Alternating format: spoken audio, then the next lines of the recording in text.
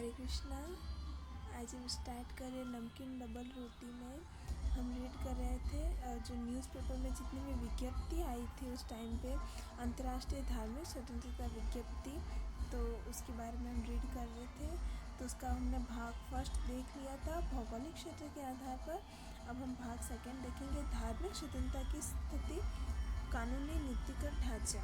तो हम अभी आगे रीड करते हैं। आई होप आपको पिछली कक्षा में सब समझ में आया होगा।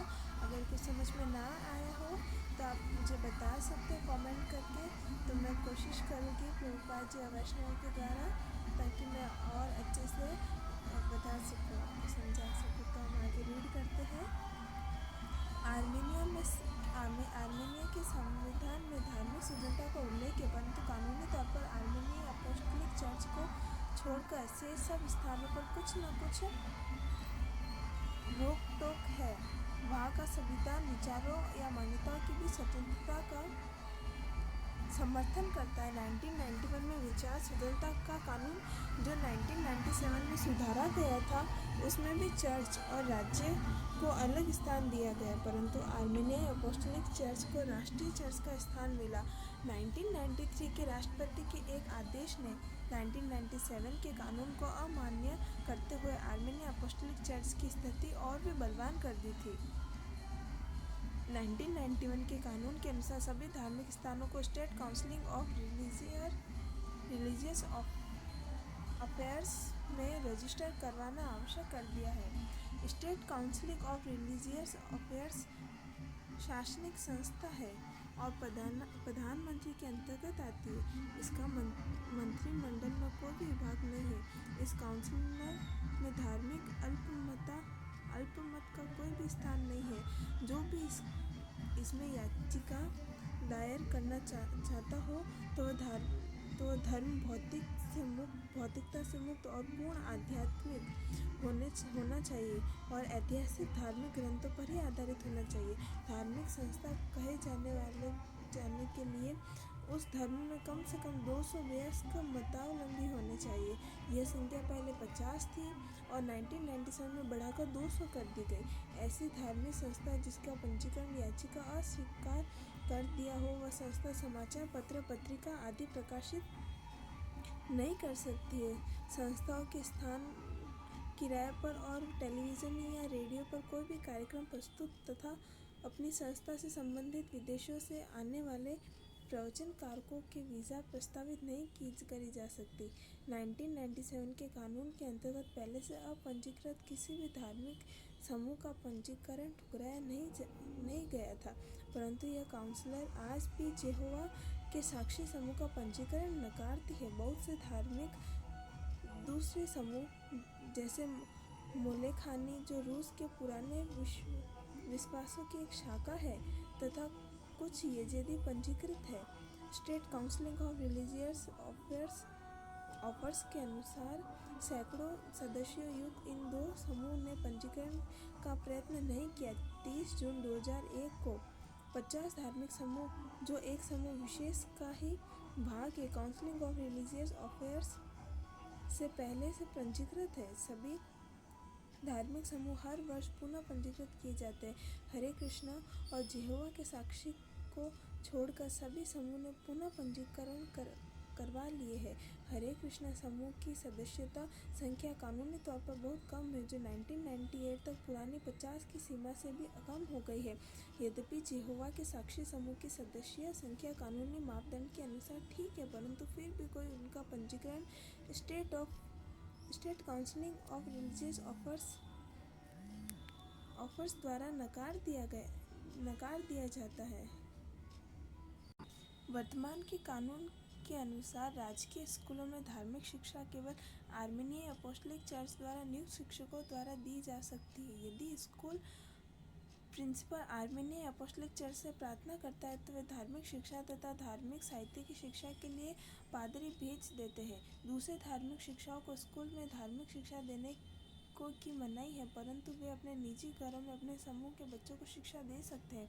सरकार और आर्मेनियाई अपोस्टलिक चर्च के बीच लंबी चर्चा के बाद अप्रैल 2000 में एक दस्तावेज पर हस्ताक्षर किए गए, जिसके अनुसार दोनों पक्ष सितंबर 2001 में, उस समय जिस समय देश के ईसाई मत में बदलने के 1700 वर्ष पूर्व होंगे, एक समझौते पर हस्ताक्षर करेंगे। इस दस्तावेज के तहत दोनों पक्षों के आपसी संबंध को नियमित करके सोवियत कम्युनिस्ट शासन के दौरान आर्मेनियन अपोस्टलिक चर्च द्वारा अधिकृत की गई भूमि का मामला तय करके उनका शिक्षा, चारित्रिक शिक्षा और विज्ञापन के क्षेत्र योगदान परिभाषित किया जाएगा। जुलाई 1998 में राष्ट्रपति कोचारियान ने एक मानव अधिकार कमीशन की स्थापना की, जिसमें बहुत से अल्पमतावलंबियों की चर्चा की गई। धार्मिक कानून के अनुसार state council of religious affairs के धार्मिक समूह के बीच हुए मतभेद में मध्यस्थता का कार्य करना था, परंतु काउंसिल ने यह कार्य नहीं किया।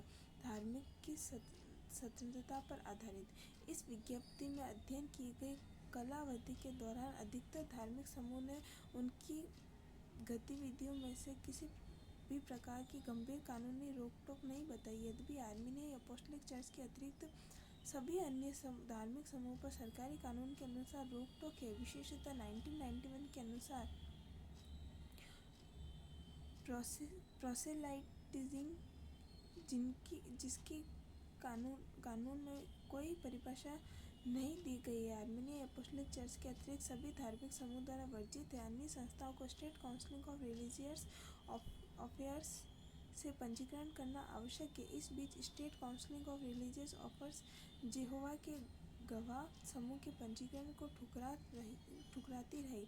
इस विज्ञप्ति के दौरान राष्ट्रपति ने मानवाधिकार आयोग का मध्यस्थ बनना अस्वीकार कर दिया तथा उनके पंजीकरण के ठुकराए जाने के विरुद्ध चुनौती की अपील सीधे न्यायालय से करने को कहा। यद्यपि यहोवा के साक्षी समूह ने ऐसा मुकदमा लगाया था, तथापि इस विज्ञप्ति के दौरान उनकी सुनवाई नहीं हुई। यहोवा के साक्षी की एक बैठक में देश के कानूनी व्यवस्था के अनुसार अपने मांग पत्र का संशोधन भी किया गया था। उदाहरणार्थ प्रोसेलाइटिस को साक्षी में बदला, परंतु उन्होंने यह भी कहा कि वे उनके धर्म के मूलभूत सिद्धांतों से सोना में नौकरी का विरोध जैसे धारा को नहीं बदल सकते। न्यायालय से पहले यह बताया गया था कि पंजीकरण अर्जी को इसलिए अमान्य किया गया था क्योंकि वे सेना की नौकरी का विरोध करते हैं। इस पर 1999 और 2000 में काउंसिल ने यहोवा के साक्षियों के प्रार्थना पत्र अस्वीकार करने को उनके अवैधानिक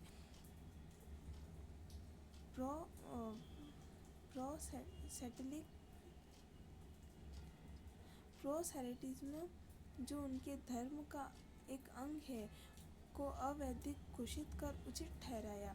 उनके और काउंसिल के बीच 2001 में कोई भी संवाद इसलिए नहीं हुआ क्योंकि इस मामले पर कोई प्रगति नहीं हुई थी। यहोवा के साक्षी के कार्यकर्ताओं ने यह आरोप लगाया कि काउंसिल के अधिकारी उनसे मिले थे, परंतु उन्होंने उनसे पंजीकरण में कोई भी सहायता करना अस्वीकार कर दिया। कानून के अनुसार विदेशों में स्थापित चर्चों की रूसी शाखाओं को विदेश से धन मिलना गैर कानूनी है, परंतु यह रोक अभी भी लागू नहीं हुई। ऐसा समझा जा सकता है कि state council of religious affairs द्वारा इसे लागू नहीं किया जा सकता है। अपोस्टलिक चर्च के अतिरिक्त शेष सभी धार्मिक समूह का state council of religious affairs से आज्ञा के बिना सार्वजनिक स्थानों पर धार्मिक गतिविधि का आयोजन, विशेष यात्रा करना या विदेश लोगों को बुलाना गैर कानूनी है, परंतु वास्तविकता में विदेशी धार्मिक व्यक्तियों की यात्रा पर कोई भी रोक नहीं है। यह धर्म प्रचारकों के विरुद्ध कोई भी कार्रवाई नहीं की गई है। यद्यपि मोमो जैसे समूह को काउंसिल ने सीमित प्रचारक रखने की आज्ञा दे दी है। 1993 के राष्ट्रपति के आदेश द्वारा काउंसिल को पंजीकृत धार्मिक समूह के लोगों जो अपनी स्थिति के अनुसार कार्य नहीं करते की गतिविधि की जांच करने को कहा गया है। यद्यपि कर्मचारी की कमी के कारण काउंसिल केवल पंजीकरण के अतिरिक्त किसी भी और कार्य में सक्रिय नहीं रही है। धार्मिक स्वतंत्रता का दुरुपयोग। इस विज्ञप्ति की काला अवधि के अंत में जेहोवा के साक्षी समूह के तहत लोग सेना की सेवा को अस्वीकार करने के अपराध में कारावास में बंद थे। इस वर्ष के दौरान 14 को कारावास से छोड़ा गया था, परंतु वे घर पर ही नजरबंद थे और 21 लोग परिवीक्षा पर छोड़े गए थे। 2 लोग सुनवाई की प्रतीक्षा में हिरासत में थे और 7 लोग बिना शर्त तथा भविष्य के किसी भी कार्य की कार्यवाही से मुक्त छोड़ दिए गए थे। जेहोवा के साक्षी के अनुसार 50 धर्मावलंबियों का समूह सरकारी अधिकारियों से छिपाकर रह रहा था। उनके अनुसार बंदी बनाए गए उनके धर्मावलंबियों की संख्या इसलिए अधिक हो गई थी जिसे समूह की सक्रिय सेवा के लिए बुलाया जा रहा था। वे सीधे पुलिस थाने में उसके पहले ही अपनी धार्मिक प्रतिबद्धता बताकर सेना की भर्ती के विषय में अपनी विशेषता बताए समर्पण कर रहे थे। 2001 में यूरोपीय परिषद में सम्मिलित होने के लिए सरकार ने सेना में सेवा का एक नए कानून को 3 वर्ष में यूरोप परिषद के स्तर का बनाने की प्रतिज्ञा की। सरकारी अफसरों ने बताया कि उनकी यूरोपीय परिषद के नियमों की समीक्षानुसार जो अपने विचारधारा के अनुसार विरोध दिखाने के अपराध में कारावास में बंद थे, उन्हें कानून के पास होने तक छोड़ना आवश्यक नहीं है। इसके विपरीत यूरोपीय परिषद के अनुसार रूसी सरकारी अधिकारी की व्याख्या गलत थी और रूसी सरकार के कानून बनाने की कटिबद्धता के अनुसार सभी वैचारिक अस्वीकारता दिखाने वाले बंदियों को तत्काल ही छोड़ना आवश्यक था। जून 2001 तक सेना की सेवा बदले कुछ और किए जाने के संबंध में विषय में कोई कानून नहीं बनाया गया। कुछ ऐसी विज्ञप्तियां हैं कि अनिवार्य सैनिक भर्ती संबंधित नए कानून यजीदी और दूसरे मतावलंबियों के लिए बहुत कड़े होंगे। जेहोवा के साक्षी को तो और कठिनाइयों का सामना करना पड़ सकता है, क्योंकि उनकी सेना में सेवा देना अस्वीकार करने की बात की सुरक्षा और सेना के अधिकारी राष्ट्र की रक्षा के लिए खतरा मानते हैं। कानून के अनुसार ऐसा धार्मिक समूह जिनका पंजीकरण नकार दिया गया हो और कोई समाचार पत्र प्रकाशित नहीं करे, सभाओं के लिए स्थान किराए पर न ले, रेडियो और टेलीविजनों पर कोई भी कार्यक्रम न दे और न ही आधिकारिक तरीके से किसी भी आगंतुक के वीज़ा का प्रयोग न करे। जेहोवा के साक्षी समूह को सभा स्थल किराए पर लेने में बहुत समस्याओं का सामना करना पड़ता था और जो भी उन्हें व्यक्तिगत सभा स्थल किराए पर देता, उसे पुलिस वाले जाकर ऐसा न करने को कहते। वीज़ा का प्रयोजन न करने के कारण जो भी जेहोवा के साक्षी आगंतुक या धार्मिक उपदेशक रूस आते हैं, उन्हें पर्यटन वीज़ा का पूरा मूल्य चुकाना पड़ता है। जब भी जेहोवा के साक्षियों का साहित्य बड़ी मात्रा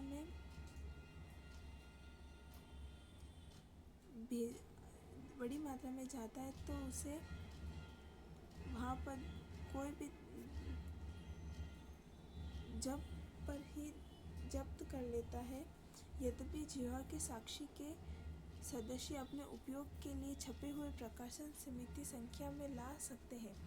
इस समूह में अधिकारियों के अनुसार आध्यात्मिक पत्र जो एक धर्म सभा से दूसरी धर्म सभा में भेजे जाते हैं, औरों के लिए नहीं होते हैं। वे भी सीमाधिकारियों द्वारा जब्त कर लिए जाते। अगस्त 2000 में तालिन शहर, देश के पश्चिम भाग में के मेयर और नगर परिषद के जेहोवा के साक्षी समूह के 2 सदस्यों की पड़ोसियों की इस शिकायत के आधार पर निष्कासित कर दिया गया है। वे द्वार जाकर उपदेश करते हैं और नागरिकों को विचलित करते हैं। जेहोवा के साक्षी समूह जो विचारधारा और उनकी मान्यता के आधार पर विरोध करते हैं, सेना में भर्ती होने के अतिरिक्त किसी और समूह के लोगों का बंदी बनाए जाने का कारावास में होने की कोई विज्ञप्ति नहीं है। भाग 3 सामाजिक दृष्टिकोण।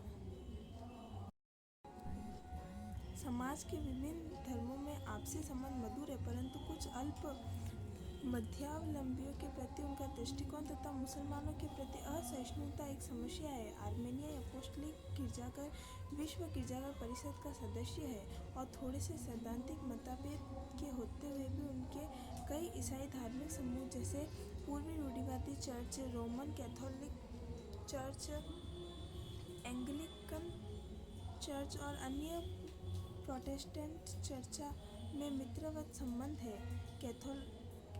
कैथोलिकोस कारेनिक द्वितीय ने नवंबर 2000 में वेटिकन की यात्रा की थी, तो वेटिकन ने घोषणा की थी कि पोप पॉल द्वितीय सितंबर 2001 में रूस की यात्रा पर आना चाहते हैं। आर्मेनियन अपोस्टलिक चर्च के संसार के दूसरे चर्चों के साथ संबंध सहायता कार्यक्रमों में आपसी सहयोग के कारण बलवान होते हैं। बहुत सी पंजीकृत मानवीय संस्थाएं आर्मेनियन अपोस्टलिक चर्च के साथ मानवीय सहयोग और शिक्षा तथा धार्मिक सामान बांटने के कार्यक्रमों के साथ जुड़ी है। यद्यपि ये गतिविधियां आपसी समझदारी में सहयोग देती है, पर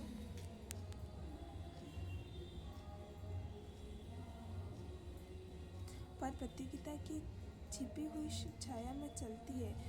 स्तर वर्ष के कम्युनिस्ट शासन में दबे हुए सताए हुए होने के कारण आर्मेनियन अपोस्टलिक चर्च के पास कम्युनिस्ट शासन के अंत पर होने वाले आध्यात्मिक रिक्तता को भरने हेतु न तो प्रशिक्षित पादरी पुजारी है और न ही भौतिक संसाधन।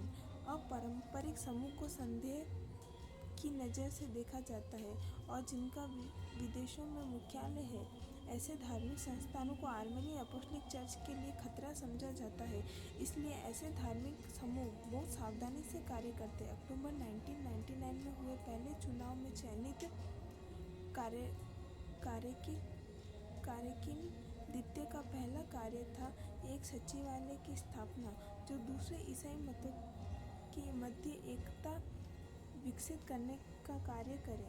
दूसरे अल्प मतावलंबियों के प्रति सामाजिक दृष्टिकोण संकोच भरा है। बहुत सारे नागरिक धर्म का पालन नहीं करते, परंतु धर्म और आर्मेनियाई सभ्यता के बीच संबंध बलवान है। अजरबैजान के साथ कारावास के विवाद के कारण देश की अधिकतर मुसलमान जनता देश छोड़ने को विवश कर दी गई। मुसलमानों के प्रति संकोच और संदेह होना एक समस्या है और जो थोड़े से मुसलमान देश में बचे हैं वे दबे दबे रहते हैं। ईरान की सरकार के साथ अच्छे संबंध होने पर भी देश में कोई भी स्वीकृत और कार्यरत मस्जिद नहीं है। यद्यपि येरेवन की 18वीं शताब्दी की मस्जिद, जिसका ईरान द्वारा दिए गए धन से जीर्णोद्धार किया गया था, शुक्रवार की नमाज के लिए सूक्ष्म कानूनी आधार पर खुली रहती है। इस विज्ञप्ति की रचना के दौरान धार्मिक मतावलंबियों के प्रति कोई भी सरकार समर्थित हिंसा नहीं हुई। कभी कभार यजीदी बच्चों द्वारा स्कूलों में अध्यापकों और सहपाठियों द्वारा सताए जाने की खबर है। बताई गई विज्ञप्ति के अनुसार कुछ समीक्षकों द्वारा साधारण में यहोवा के साक्ष्यों के प्रति बढ़ती खराब या आक्रामक भावना देखी गई। इसका कारण उनकी देश के प्रति गैर वफादारी, जिसे उनके सेना में सेवा अस्वीकार करने के कारण माना जाता है, तथा इस आधारहीन अफवाह के कारण कि वे गरीब लोग को पैसे का लालच देकर धर्म परिवर्तन करते हैं। समाचार पत्रों ने यह बताया कि नागरिकों द्वारा यहोवा के साक्ष्यों द्वारा जोर बलपूर्वक से धर्मांतर के विरुद्ध विज्ञप्ति लिखवाई गई है। वे लोग आर्मेनियन अपोस्टलिक चर्च के पादरियों द्वारा उपदेश और आक्रामकता के केंद्र है। यद्यपि यह लिखित रूप में नहीं किया जा सकता है, परंतु कुछ ढीला ढाला समाज मतभेद कुछ धार्मिक समूह के प्रति कार्यरत है। हरे कृष्णा। तो हमने आज देखा कि जो सोवियत में और रूस में जिस प्रकार का मतलब माहौल था स्वतंत्रता के बाद, किस तरह का मतलब वहाँ का स्ट्रक्चर था भौगोलिक रूप से और धार्मिक रूप से वो कैसा था कि वहाँ पे मतलब स्कूल में वहाँ के जितने भी स्कूल थे वहाँ पे कोई पुजारी पादरी नहीं था, लेकिन वहाँ पे उनको नियुक्त करना चाहिए और वहाँ पे सिर्फ उनके धर्मों के बारे में ही बताते। और अगर हमें कुछ उन दूसरे धर्मों के बारे में बताना है तो हम नहीं बता सकते, उनको बच्चों को नई नई शिक्षाएं नहीं दे सकते, हम दूसरे धर्मों के बारे में नहीं बता सकते। तो इस तरह का वहाँ पे माहौल था कि वहाँ पे अगर धर्म का प्रचार होगा तो हमारे धर्म का ही प्रचार होगा और किसी धर्म का प्रचार नहीं होगा। इसी के बेस पे हमने कुछ बेसिक बातें देखी कि वहाँ पे किस तरह का माहौल था, धर्म का किस तरह दुरुपयोग होता था। तो ये सब हमने आज रीड किया। कल हम रीड करेंगे उपसहार आर्मेनिया में वर्तमान समस्या। आज तो नॉर्मल टॉपिक ही था, मतलब ऐसे कुछ समझाने जैसा था नहीं, अगर होगा तो भी मुझे थोड़ा बहुत ही समझ में आया। तो अगर आपको समझ में आया तो आप प्लीज़ मुझे समझाइएगा कमेंट करके, और अगर मुझसे कोई त्रुटि हुई तो मुझे प्लीज़ क्षमा कीजिएगा। वांछा कल्पतरुभ्यश्च कृपा सिन्धुभ्येव च पतितानां पावनेभ्यो वैष्णवेभ्यो नमो नमः। सो सॉरी, आज थोड़ा सा ही कंक्लूड किया क्योंकि मुझे भी थोड़ा बहुत ही समझ में आया आज का, क्योंकि बेसिक ही था, वहाँ पे किस तरह का माहौल ऐसा था। तो सो सॉरी। तो हम कल आगे रीड करेंगे उपसहार आर्मेनिया में वर्तमान समस्या। तब तक के लिए हरे कृष्णा। जय श्रील प्रभुपाद। नामाचार्य श्री हरिदास ठाकुर की जय। हरे कृष्णा।